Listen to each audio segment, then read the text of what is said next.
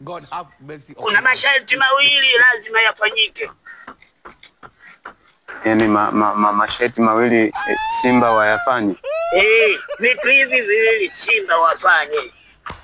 Kama wanataka ushindi, ushindi magere wako yetu kwa ingia we. Ushindi, ushindi magere wao waingia we. Sawa eh? Hilo jambo la kwanza natakia Simba walifanye. Sharti la kwanza Simba walifanye. Waache kuwachezesha wachezaji wa kipindi cha kwanza. Kazi yao.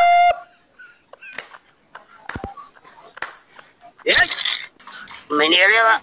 Nimekuelewa. Kama mchezaji gani na mchezaji gani asianze kikosi cha kwanza?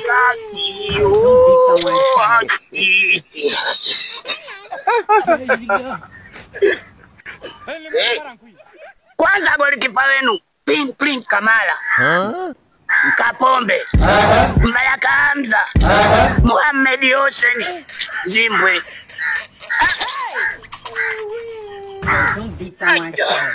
Wengine asicheze. Wengine asicheze Mpanzu. Sasa tucheze atucheze na Mungu sisi. Mtaalamu hapo natupiga bwana. Sasa Mpanzu asianze vipi Mpanzu? Hayo matokeo tulapaaje sasa? Na Kibu Dennis.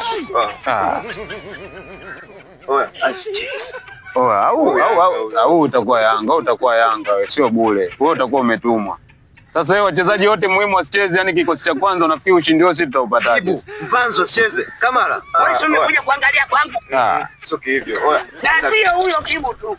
Na ngoma. Sasa unafikiri katikati atacheza nani? Huyo Yanga bwana. Si utakuwa uchocholo sasa.